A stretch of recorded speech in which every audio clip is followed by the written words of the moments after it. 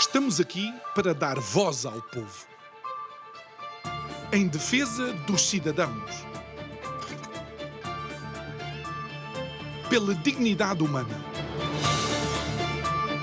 Todos temos deveres, mas também todos temos direitos. Será que existe justiça? Isto é o povo a falar.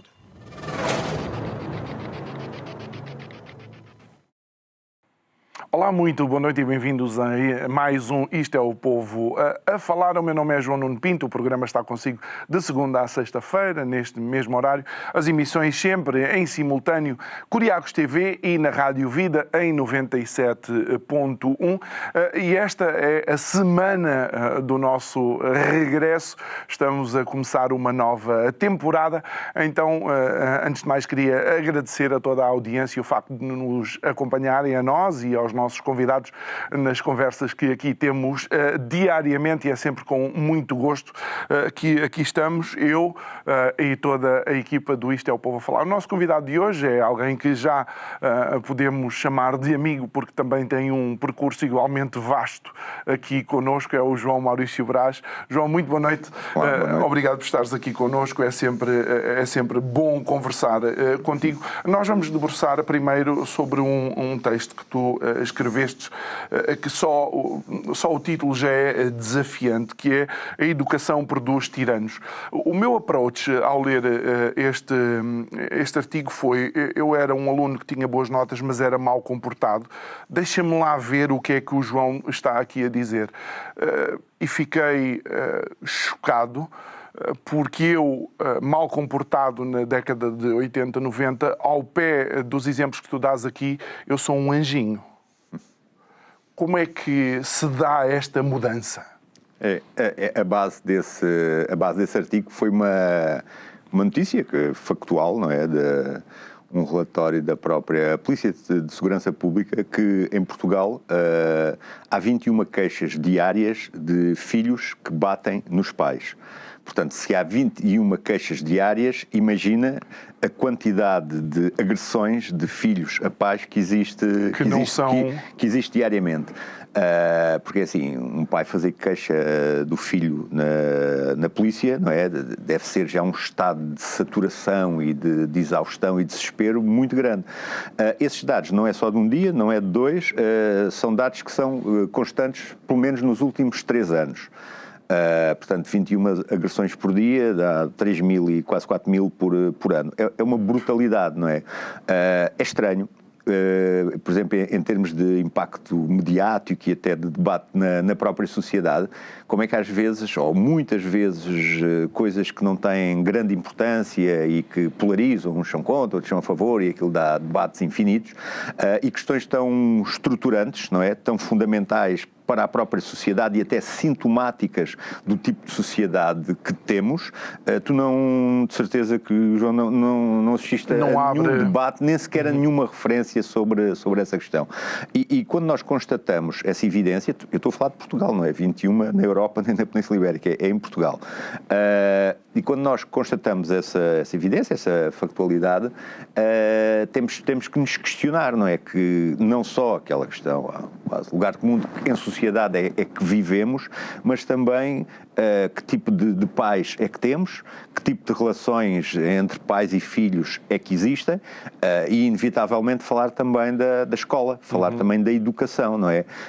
Porque atualmente, pelo menos os primeiros 18 anos, é obrigatório um aluno estar na escola, não é? E passa uma grande parte da sua vida na escola, até aos 18 anos, e mesmo depois, se for para a faculdade, e quase toda a gente vai, ou muita gente vai, continua aí. E aí podemos questionar-nos, e depois o artigo fala um pouco sobre isso, questionarmos qual o modelo, não é? O modelo de relação entre as pessoas, o tipo de valores que são incutidos, E nós podemos dizer assim, os valores, agora a escola de valores, por exemplo, se nós falarmos da escola dos valores, da escola da exigência, da escola do rigor, as pessoas, muitas, até mesmo vá lá em termos mais mediáticos, podem torcer um pouco o nariz e dizerem que horror, deixem os jovens, deixem as crianças. E é essa escola que exige competência, que exige rigor, que exige valores, opõe-se uma outra, não é? Que uma espécie de modelo das últimas décadas, em que aquilo que se está a produzir, eu falo também nisso no artigo, acaba por ser um tipo de jovens cada vez mais inseguros, também cada vez mais, como é que eu ia dizer, num certo sentido, mais superficiais, no sentido que aquilo que é incutido é que o ponto de vista de cada um está sempre certo, que não devemos ser contrariados, que as pessoas são todas iguais. Era bom, mas não é verdade, que os meus erros ou os meus defeitos muitas vezes podem ser de responsabilidade dos outros e não minha. Portanto, é uma espécie de uma educação da desresponsabilização e uma educação que cada vez, pelo menos nos níveis até o fim do secundário, que cada vez as escolas se transformaram mais e os professores numa espécie de animadores socioculturais, uma espécie de animação. A escola é um lugar principalmente de entretenimento, onde as pessoas se devem sentir felizes e onde cada um é que constrói o seu próprio saber. Até há escolas da pedagogia, há algumas pessoas que em Portugal até escreveram sobre isso, o editor Guilherme Valente, aquele ministro que foi ministro do PSD, o Nuno Crato, que falam do eduquês, que é uma espécie de uma pedagogia romântica, que é a ideia do bom selvagem, o jovem, os seres humanos são bons, a sociedade, as instituições, a escola, é que perverte depois as pessoas, não é? As oprime, tipifica em determinados modelos. E essa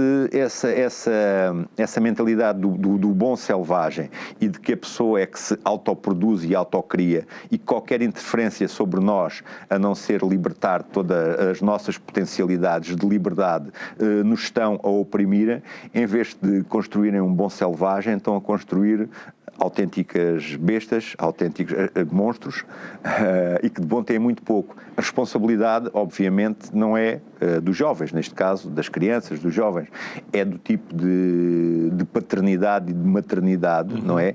Em que as pessoas, são conversas muito longas, não é? A partir do momento em que nós também erodimos o próprio modelo de família, em que um pai ou uma mãe, a partir do momento que tem filhos, diz, o que me importa é a minha felicidade individual, portanto, vou à procura da minha liberdade e da minha felicidade, quero cá saber se tenho 2 ou 3 filhos, não quero saber nada disto. Portanto, uma série de modelos e de padrões que nós, de facto, estamos a construir pessoas muito mais vulneráveis, muito mais emotivas, no sentido da emotividade excessiva, muito mais violentas também e muito mais, a verdade é essa, muito mais perturbadas, não é?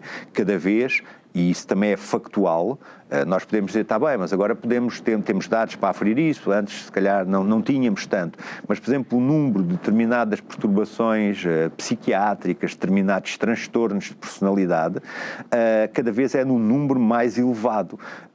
Nós possivelmente,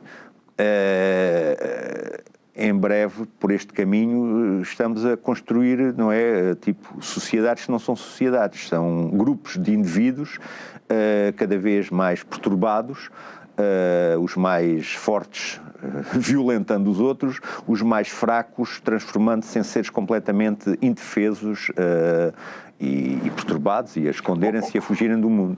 João, não achas que, de alguma forma, também com a demonização de alguns conceitos, que isso não pode ter sido alavanca para este tipo de comportamentos? Por exemplo, sempre que falamos da autoridade dos pais, sempre que falamos da autoridade dos professores, isto é levado para um espectro tipo político, que depois distorce o porquê de nós estarmos a falar disso. Sabes que isto tem vários planos, que a verdade é que, como tudo cada vez é mais rápido, também precisamos de processos cada vez mais simplificados.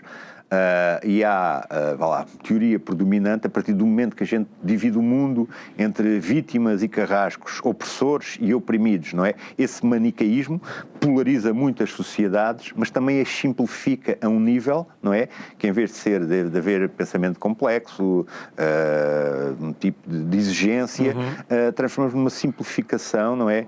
Que é terrível. O que acontece, por exemplo, no caso da educação, é que essa ideia de uma escola amiga, que o professor não é um professor, não é uma autoridade, é um amigo, é um compincha, é mais um. Isso, ao contrário de integrar mais as pessoas, tem produzido um efeito terrível, que é a escola que devia ser um meio, não é? Mas um meio de elevador social, que é eu chego à escola, posso ter oportunidades que antes não tinha. Imagina, Estado Novo, até uma determinada altura, 60% da população era analfabeta. Quer dizer, isto também, não podemos cair também na polarização inversa, não é? Antes é que era bom, agora é uma porcaria. Não, a questão não é essa. A questão é, podendo ser muito melhor e cada vez melhor, estamos a cometer erros terríveis e desastrosos. Quem tem dinheiro e capacidade económica acaba precisamente por meter os filhos em escolas onde há exigência, onde há rigor, onde há disciplina e onde há autoridade. No fundo, é um bocado a raia miúda e a raia média, e a classe média cada vez é mais classe miúda.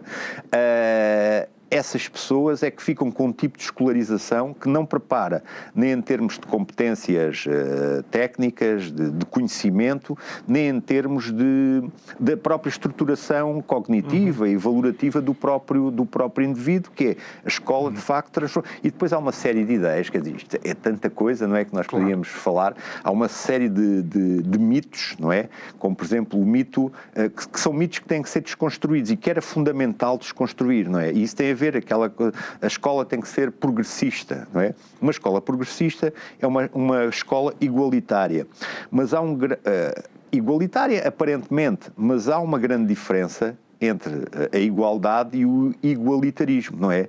Nós devemos lutar que as pessoas tenham igualdade de oportunidade, que todas as pessoas possam ir à escola, que todas as pessoas possam aprender, que quem fica para trás também tenha uma atenção redobrada.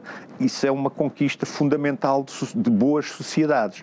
Outra coisa é um falso igualitarismo, que é, tendo todos, em princípio, um ponto de partida o mais igual possível, porque nunca é igual, o ponto de chegada também deve ser igual. E aquele que se esforça, aquele que tem valores, aquele que se comporta de um determinado modo, não tem nenhuma recompensa ou, entre aspas, ou essa recompensa não é reconhecida, não é reconhecido o mérito, não é tão reconhecido como devia ser, porque isso implica discriminar os outros, Ou seja, e esse tipo de sociedade em que a ideia é que tudo vale o mesmo, que tudo tem o mesmo valor, que se a vida me corre mal, a responsabilidade não é minha. Isso é uma outra questão também fundamental, que é da responsabilização, mesmo em faixas etárias menores. Se a vida me corre mal, a responsabilidade não é minha, é dos outros. É da sociedade, é dos professores, é do não sei quê. Isso também gera um caldo que leva a quê? As pessoas depois crescem e crescer também é confrontarmos também com dificuldades, com problemas, o mundo do trabalho, as relações com os outros, os nossos fracassos, essas coisas todas. Se eu fiz um percurso durante uma série de anos em que não houve nenhuma resistência à frustração, à adversidade, eu vou reagir duas coisas, ou dou cabo de mim ou dou cabo dos outros. E é um bocado esse modelo, e este modelo, isto não são casos isolados, isto é uma espécie já do maior número. Exatamente. Não é? E muitas vezes as pessoas que dão aulas têm essa percepção, e não é exagero, nem é pessimismo, que é as próximas gerações, estas gerações, quando chegarem a adultos, será uma sociedade completamente diferente e não será para melhor. E aí podíamos juntar até outros temas, como a questão, por exemplo, o modo como as tecnologias também mudaram as nossas vidas, até em termos do que é o dia-a-dia, o entretenimento, não é? E o modelo relacional das pessoas umas com as outras, isso muda completamente tudo. E muitas coisas não são para melhor. E a grande questão é, devíamos aproveitar as conquistas que fizemos, a parte boa, não é? Preservá-las e mantê-las presentes, mas também fazermos uma profunda reflexão sobre tudo o que é altamente desastroso e é altamente danoso e afastá-lo. Essa pedagogia nas escolas, do aprender a ser, ensinar a ensinar, uma série de coisas. Há muitas escolas, não vou dizer os nomes, não é as escolas do Ministério Público, escolas públicas, não.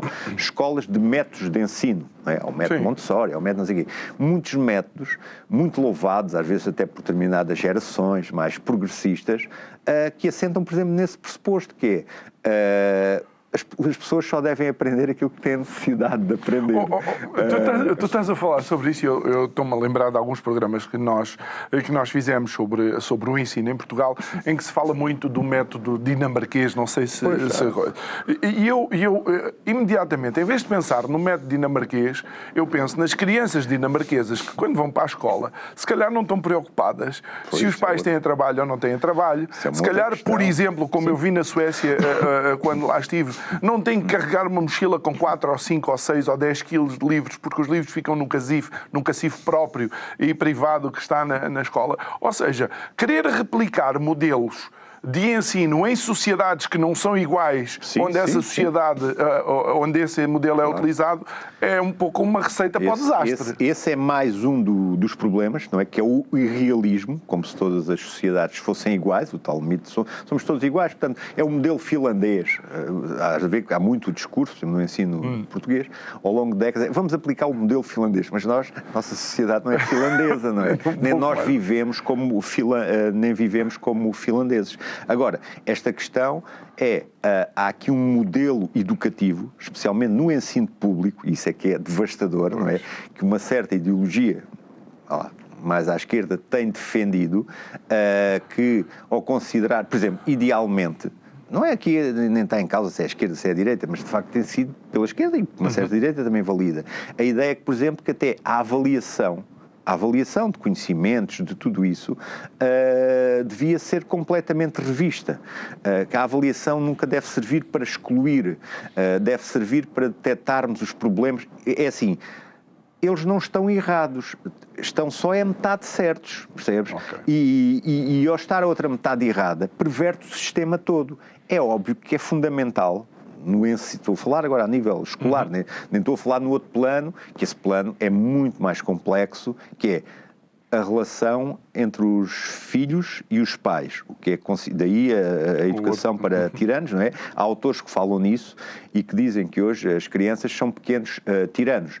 Muitas vezes assistimos, a pessoa está na mesa do café, está na praia, está no restaurante, crianças que têm comportamentos completamente, palavra pesada, completamente imbecis, não é? E os pais estão embevecidos que acham que a criança está a fazer coisas extraordinárias quando não está a ser apenas um pequeno idiotazinho, porque no fundo o que é que a criança faz? Está a chamar a atenção, não é? E chamar a atenção pode ser dar pontapés em tudo, berrar, uma série de coisas. Aquilo, e lá está, nisso a sociedade portuguesa também tem determinadas características específicas, não é? A gente pode ver assim na longa duração, que havia aquela... Por exemplo, há quem diga que, eu já uno as pontas todas, que, por exemplo, Freud, aquelas teorias do freudismo, a questão do pai, do não sei o quê, que aquilo tem a ver também com sociedades em que o pai, de facto, tinha um papel autoritário, de figura autoritária e incontestada. Freud é alemão, não é? Sim, mesmo que austríaco. Austríaco ou alemão. Mesmo que o austríaco era o Cabo Adolfo. Mesmo que o pai estivesse errado, o pai nunca era contestado. Ou seja, aquela figura tirânica do pai, claro. Hoje estamos a reagir contra um modelo, a dizer, não, isto é opressivo, mas essa figura do pai tirânico já não existe. É um modelo, mas também passamos para um outro plano, que é da ausência do pai. E isto... Olha, austríaco. Obrigado, Suzete. 2 austríacos. Não, mas penso... Pode ser alemão, não tenho a certeza da proveniência. Esse modelo mudou completamente. Se queres, continuo-se? Não, sim. Não, porque pensei que podias querer... Não, acrescentar alguma coisa aos austríacos. Sim. Não, está tudo dito. Está a ficar muitas anedotas sobre desses dois está tudo dito. Mas até se quisermos, em termos também psicológicos e psicanalíticos, por exemplo, hoje em dia, isto também é sério. Havia um autor que dizia que o Ocidente hoje é um conjunto de ideias, algumas até boas, que se tornaram loucas. Por exemplo, fala-se muito a questão da sociedade patriarcal. Nós muitas vezes reagimos contra modelos que já não existem. O pai, o patriarcado, não sei o quê, contra. Nós ouvimos isso em determinados discursos, em determinados segmentos. Uma coisa é ser contra o pai, ser contra, alterar a função, o pai autoritário. Outra é passarmos para um pai que já não é a autoridade, mas é um igual ao filho de 5 anos, ou de 3, ou de não sei o quê, não é? Isso é um colapso tremendo. E também o desaparecimento do papel do pai. Esse tema é um tema que me interessa muito, resumindo só assim em 2 outras coisas. Há muitos autores bons, psiquiatria, psicologia, psicanálise, que falam sobre isso, que é a figura do pai é fundamental, mesmo a figura do pai como figura, não o tirano autoritário, não o cabo alemão, mas o indivíduo que institui uma ordem. E a ordem masculina e a ordem feminina são diferentes. Isto hoje é quase uma heresia para certos setores. Isto não há feminino nem feminino. Masculino, o feminino é masculino, o masculino é feminino. Não é verdade, não é? Os homens são os homens, as mulheres são as mulheres. Há mulheres que fazem o papel dos pais e pais fazem os papéis das mães. Isso é outra conversa. Mas a partir do momento em que se retira a figura do pai, Freud e outros autores, Lacan, até outros autores que não são propriamente autores de direita, nem estamos Lacan, eles diziam que sem a figura do pai, a matriz, até a nossa matriz psicológica é a matriz do incesto. Porquê? Os primeiros anos de vida entre a mãe e o filho é uma relação, incesto entenda-se, figurado. Claro. A relação entre a mãe e o filho é uma relação totalmente fusional.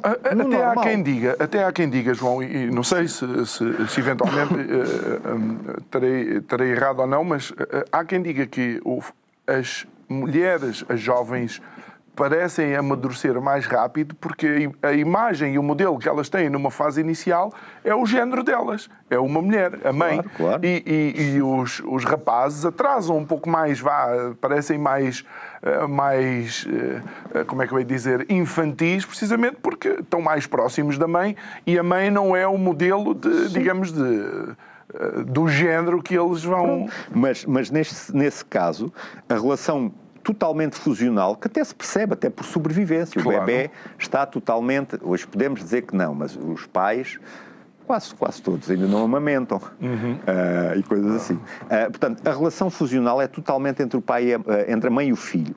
Se não há uma figura que instaure uma ruptura que é sempre dolorosa e diz, não, a mãe é também minha, não é só tua. E tu não és a mãe e a mãe não és tu. Quem instaurava essa separação era a figura do pai. O pai presente, o pai que está ali, o pai que é o homem, não se tem que ter receio de falar também assim. E essa separação, que é uma das nossas primeiras separações, sendo dolorosa, é o que permite o nosso crescimento. Ou seja, o nosso crescimento, que é aprendermos também coisas, há coisas que temos que aprender por nós próprios, o nosso próprio desenvolvimento psíquico, tudo isso tinha a ver com essa separação. Tornamos adultos quando nos separarmos. Se os teus pais, quando eras jovem, fechassem a porta de casa, isto simbolicamente dissesse, olha, faz-te a vida. Tu, se não tivesses nenhum azar, tu ias crescer mais depressa. No fundo, a figura é um pouco essa.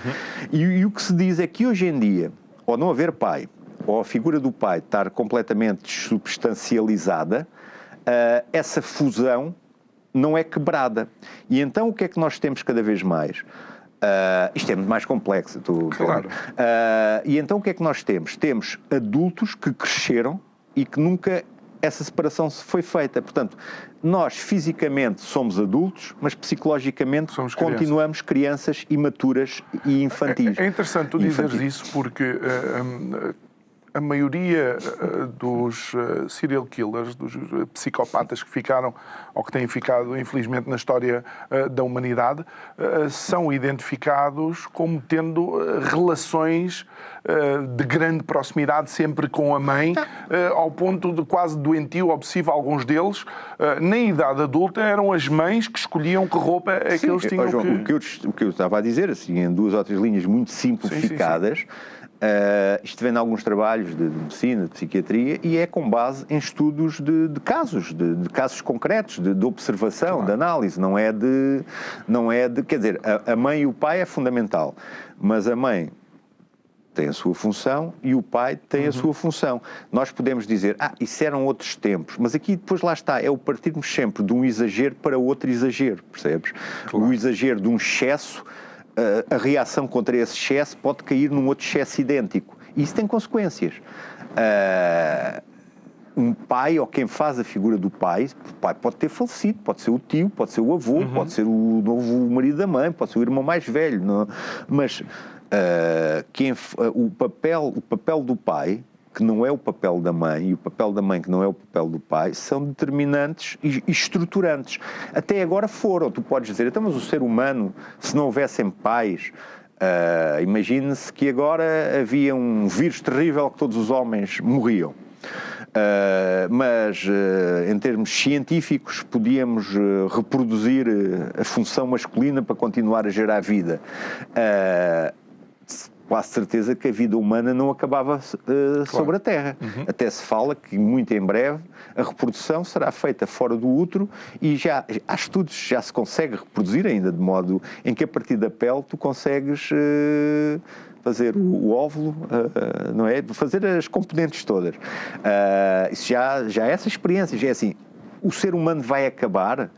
Não vai, certamente não vai acabar, mas será outra coisa. O que é que será? O que é que será um ser humano? Será um outro ser humano. E nós provavelmente, e eu penso que não tem só aqui a ver com as pedagogias completamente delirantes do bom selvagem nas escolas, nessas coisas todas, tem também a ver com novos modelos sociais dos papéis, do papel masculino, do papel feminino, da própria relação entre o homem e a mulher, do pai e da mãe, dos pais, não é?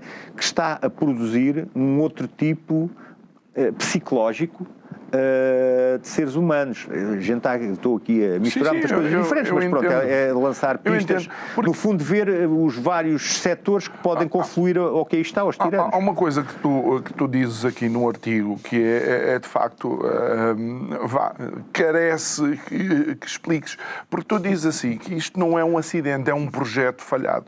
Então, se é um projeto falhado, de alguma forma, isto begs the question, onde é que está o projetista? Alguém teve que ter projetado uma sociedade onde isto seria possível acontecer. Sabes, é assim, em termos culturais, nós podemos ir às causas mais distantes e mais próximas. Há, desde o século XVIII, aquela ideia da emancipação do ser humano, não é? O ser humano ser cada vez mais autónomo, libertar-se do maior número das tutelas, considerar que todas as tutelas são opressivas, ou o modo como é exercida a autoridade é opressivo, aquela máxima de Kant, ousa pensar, pensa por ti, mas toda essa matriz, lá está, toda essa matriz tem aspectos muito importantes. É fundamental a autonomia de cada um, a individualidade de cada um, não vivermos sempre dependentes de uma tutela que nos diz como é que as coisas são, como é que não são, modelos muito formatados, Agora, há uma parte neste projeto que se torna louco. Que é quando eu digo, por exemplo, que só o meu pensamento é que está certo ou que eu posso pensar qualquer coisa. Se torna louco. E lá está, confundimos autoridade com autoritarismo, igualdade com igualitarismo, progresso com progressismo, e há toda essa transformação. E depois há uma questão de fundo, já temos falado várias vezes, que é uma questão de fundo que está subjacente. Isto também tem a ver com o modelo de sociedade e aquilo que é privilegiado na sociedade, que é melhor ser um bom consumidor do que uma boa pessoa. E nesse sentido, o que se valoriza, não é? O que se valoriza não são os laços sociais, não é o bem comum, não é o vínculo familiar, não é o respeito pela mãe, pelo pai, não sei o quê. Não vês anúncios sobre esses temas, não é? Vês anúncios da Nike, de queres, consegues, eu sou o que quero ser, eu faço o do it. Portanto, toda essa canalização, não é? Vai também ao encontro. Depois aqui também há...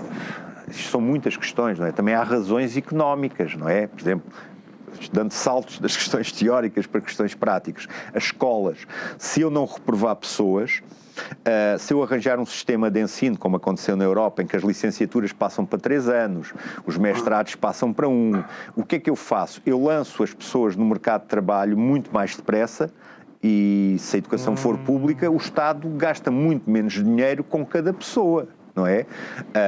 Portanto, a cadeia de produção funciona muito mais rápido. Portanto, no fundo, isto é o quê? Isto é um conjunto devastador, não é? É um bocado como aqueles acidentes, às vezes, do avião. O avião caiu e vai-se ver porque é que o avião caiu. Nunca é uma coisa que corre mal. Muitas vezes, tudo o que podia correr mal, correu mal.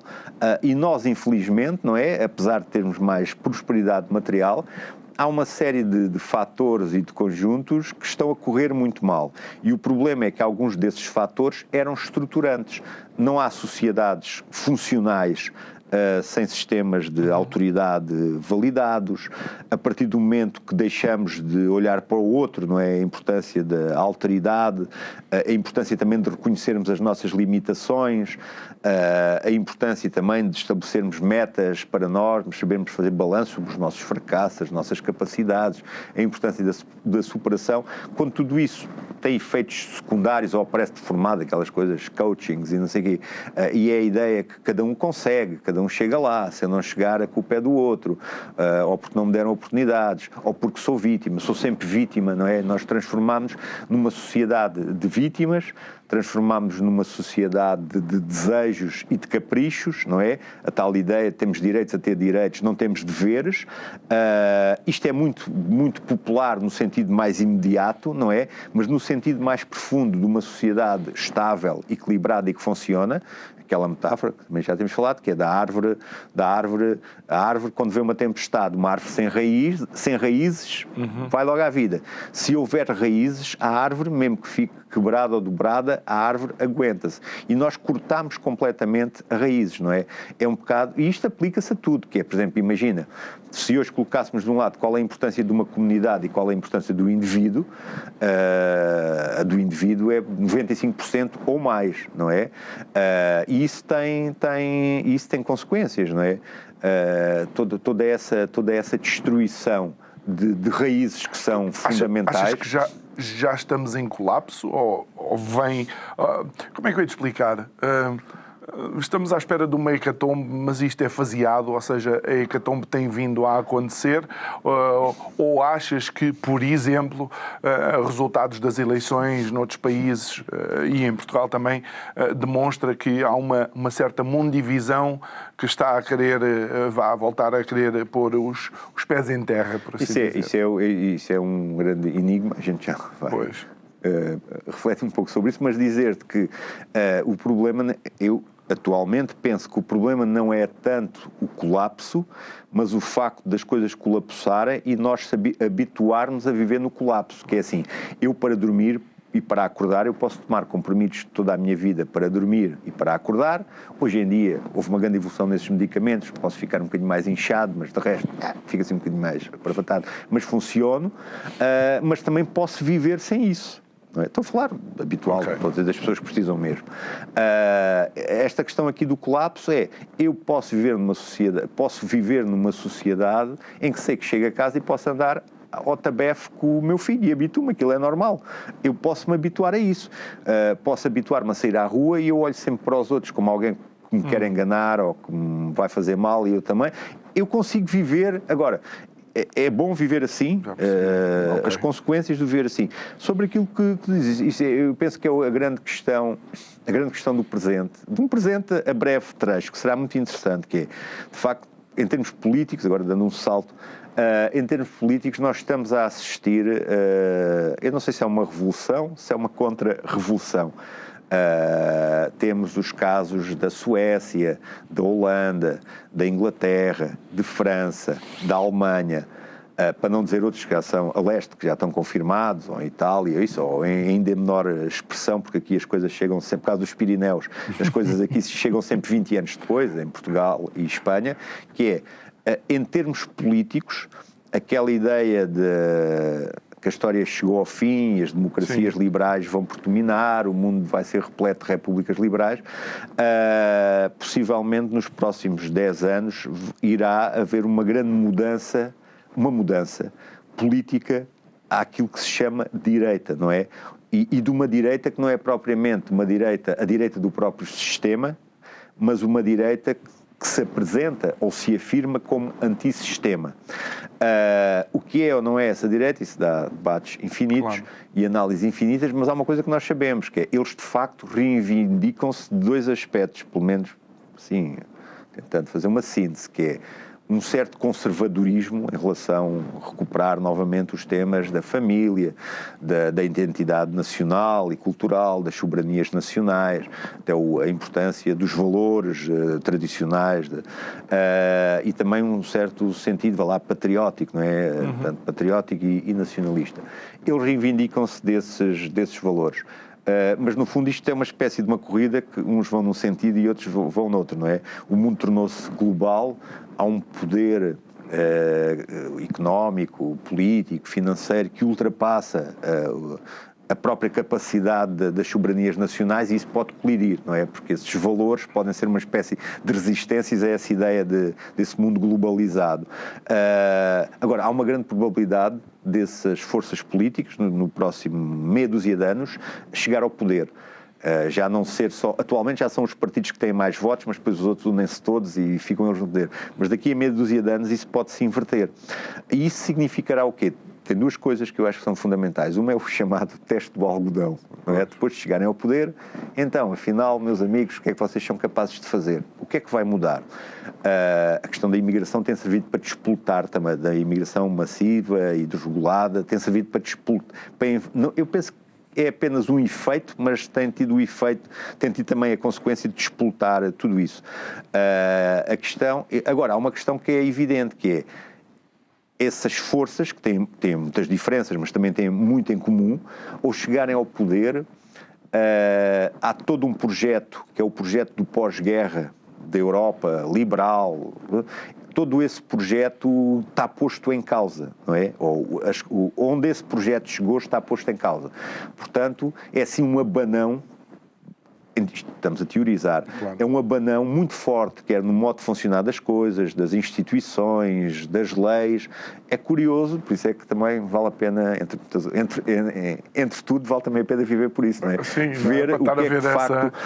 essa eventual transformação. Ver o que é que de facto vai acontecer. Eu penso, não tenho um dom de profecia, não é a minha área, mas penso que... Não foste de Delfos, lá consultar o oráculo. Mas penso que há fatores que vão potenciar essa mudança, não é só o mundo o Ocidente virou à direita, ou virou à esquerda, que é, por exemplo, a questão da Ucrânia, que é uma questão muito séria,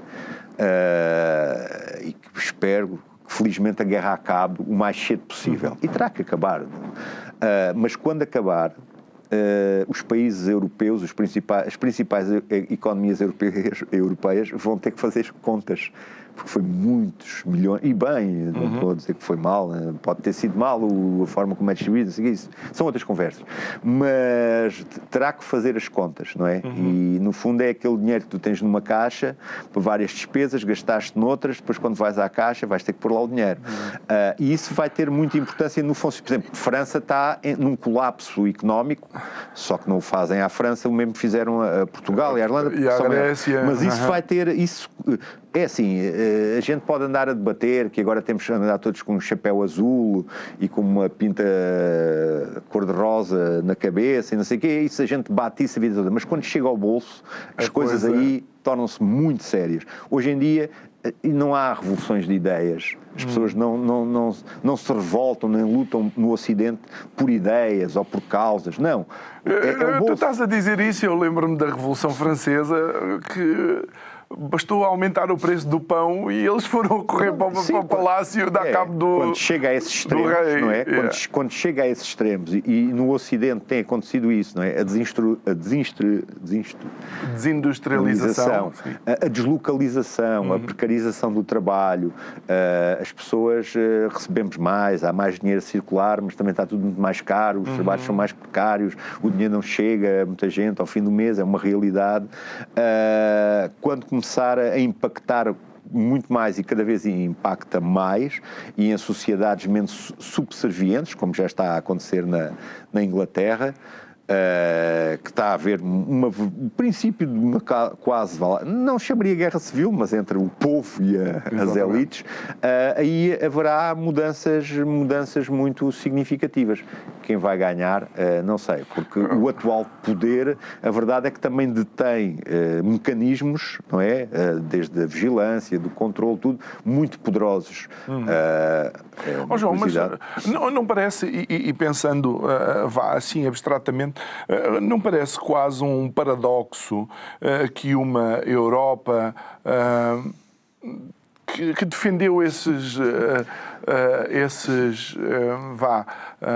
ideais de progressismo, seja agora a mesma Europa que decide retornar ao rearmamento? Ou seja, a Europa que tanto falou de que paz no mundo e tal, vamos ali fumar qualquer coisa para rir, sem criminalizar, estamos todos na boa, e afinal agora temos que voltar a ter exércitos e armas. Eu não sei se vamos chegar a voltar a ter, ainda há tempo estava a ter uma conversa sobre essa questão. E eu penso que na Europa, em termos factuais, a Europa não tem líderes políticos de grande relevo e de grande qualidade, não tem capacidade militar, e também em termos económicos isto já teve dias muito melhores, porque hoje em dia a China não são só uns tipos, coitadinhos, estão para lá, ou a Índia, ou nos países asiáticos, da Arábia, não, e o Ocidente, o antigo colonialista, está cheio de riquezas, de poder, de dinheiro. Não, isso não é já verdade. Era. Isso não é verdade. E a Europa, nesse sentido, está oca, não é? Em termos do que verdadeiramente vale. Tanto que agora se vê, nestas crises, o que a Europa faz reuniões e sanções. A 100ª sanção à Rússia, a 30ª reunião, meeting, não sei o quê. Isto é uma tristeza, que é um bocado tipo, agarrem-me, senão eu vou bater. E nesse sentido a Europa, cada vez mais, a Europa ainda tem conhecimento, a produção de determinado tipo de áreas onde de facto tem ainda uma capacidade muito significativa, mas cada vez menos. Nós ainda temos interesse só de um ponto de vista, isso é tão triste. O nosso interesse é porque somos ainda dos melhores, estou a dizer no geral, não estou a dizer do Sheik, do Qatar, ou não sei o quê, tem mais poder de compra que todos nós juntos. Eu estou a falar no sentido geral, em termos de sociedade, os europeus ainda são os melhores consumidores do mundo. Portanto, a certas zonas do mundo interessa à Europa como quê? Como bons consumidores, porque nós temos poder de compra ainda, temos capacidade aquisitiva e interessamos... Ainda fazemos turismo? Somos turistas, deixamos lá o dinheiro, interessamos enquanto consumidores. Agora, em termos de influência política, temos zero. Em termos de potência económica, temos como consumidores, porque cada vez nas outras áreas de produção, disto, daquilo, temos cada vez menos. E mesmo grandes empresas europeias, não têm, a maior parte, não têm as suas produções na Europa, tem fora. O futuro que é já presente das grandes tecnológicas, a maior parte não são europeias. E eu estava a mencionar isso com o Jorge Marrão, e a Índia prepara-se para ultrapassar a Alemanha e ocupar a terceira maior economia a nível mundial. Isso é tudo uma questão de tempo, e é interessante ver que, por exemplo, durante muitas décadas, aquilo que se considerava a globalização não era mais do que a política externa norte-americana. Num certo sentido, não é? Mas, de facto, um conjunto mudou também de grandes corporações que se autonomizaram até do próprio Estados Unidos, mas hoje são os próprios Estados Unidos, que não é só Trump a fazer isso. Antes Trump já se estava a fazer isso e a sentir essa necessidade de um certo protecionismo, não é? Temos que olhar para nós estamos a ficar cada vez mais vazios, temos que nos industrializar, temos que nos tornar fortes por dentro para conseguir ser fortes lá fora, e são as outros lugares que forneciam apenas mão de obra barata, que era assim uma espécie de onde se ia deitar o lixo eletrónico e não sei o quê, que se estão a transformar as verdadeiras potências globais e com interesse global, não é? A China já não tem interesse só na China, é um interesse global, e é uma espécie de uma retração. A teoria é, vamos retrair-nos para tornarmos fortes por dentro, para voltarmos. Agora, a Europa nisto está presa, eu acho que num certo sentido, a Europa, entenda-se, a União Europeia dá pena, não é? Porque não está completamente à deriva, está completamente oca. Eu ainda hoje vi... Estava a ver uma notícia que é, nós perdemos o tempo com isso, e se calhar até é muito importante, que é, as roupas vão começar a ter um passaporte ecológico, desde a meia ao casaco, ao barrete, tem um passaporte eletrónico, e nós andamos nisto, e olha... Preocupados com isso? Com as tampinhas das garrafas? É complicado, não é? Porque, de facto, até mesmo em termos diplomáticos, não é? Isto nós fazemos já só... É irrelevância quase absoluta. É o tio idoso, que já com a mexer, mas que senta lá numa cadeira, com só uma questão simbólica. E isso é terrível, não é? E lá está, internamente não se vê uma grande mudança. Daqui a meia dúzia de anos, essas forças ditas antissistema, quando chegarem ao poder... a Europa vai se transformar, que Europa será essa? É interessante tu dizeres isso, porque, por exemplo, um dos grandes desafios, e desculpem, mas às vezes em momentos destes é fácil queixar-nos, é fácil apontar o que é que está mal, não é? Porque está quase tudo mal. O grande momento dessa transformação política vai ser quando essas forças chegarem ao poder.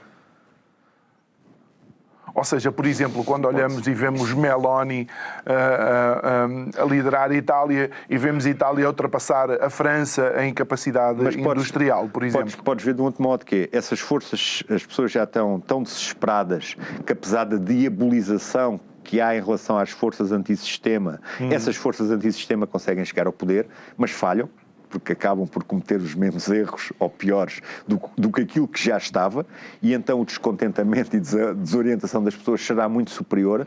Pode também esses grandes blocos económicos e políticos e tudo isso ganharem um ascendente tal que nós nos transformemos, imagina, no Vietnã, estou a especular, estou a brincar um bocado, tornamos numa espécie de Vietnã da China. Mas há pergunta, João, e aí haverá revoltas. Claro, nos últimos minutos, porque algo que pode eventualmente depois vir a sofrer é a própria ideia que o cidadão tem de democracia e dizer, isto da democracia se calhar não funciona ou não é tão benéfico quanto eu pensava. E aí sim, aí a história do Pedro e do Lobo, nós fartamos de chamar fascistas a quem não é, e se calhar podemos ter uma grande surpresa, porque em períodos de grande caos faz parte da natureza humana uma grande necessidade e urgência de ordem. Quem se apresentar verdadeiramente como um garante de uma ordem, um garante do não sei o quê. A Segunda Guerra Mundial, a Alemanha era uma grande potência e as pessoas não tinham dinheiro para comprar pão, não é? Em 1930 e tal. Do creche da bolsa, não é? Portanto, foi um colapso. E imagina um colapso. Nós temos essas experiências, não é? Imagina... passamos a ter eletricidade racionada, não temos acesso à comida que queremos. Nós ainda estamos na fase ainda de abundância. Não se sabe o que é que poderá... O futuro não augura assim nada de bom. Vamos ver. Olha, João, não combinei a pergunta, mas vou fazê-la. Estás a preparar alguma coisa? Em breve haverá um novo livro.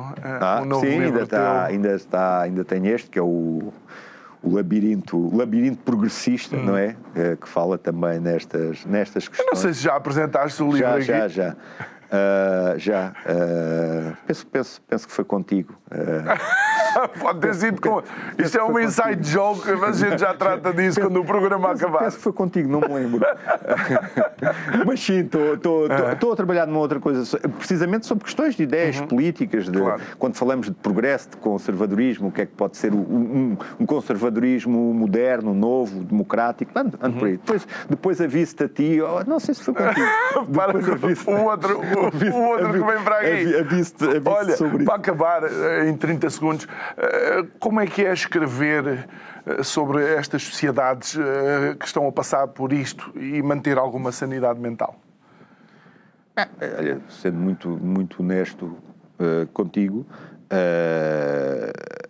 a questão não é uma questão de sanidade, acaba por ser principalmente, não devia ser, mas acaba por ser um prazer principalmente intelectual. Eu tinha um professor que uma vez disse uma coisa... Mesmo para terminar? Que ele dizia que lermos livros de outras pessoas, mesmo que não nos encontremos com elas ou já não estejam vivas, é uma forma de dialogarmos com essas pessoas. E que fazer estes livros, estes trabalhos, é dialogar Muito com bem. outros. João Maurício Braz, obrigado por ter estado aqui connosco uma vez mais. Connosco não, comigo. Depois logo vemos se estás com outra ou não. Obrigado, sim, que nos acompanhou em mais um programa. Não se esqueça que pode rever subscrevendo o nosso canal de YouTube ou vendo em podcast. O resto de uma boa noite. Muito obrigado. Até ao próximo programa.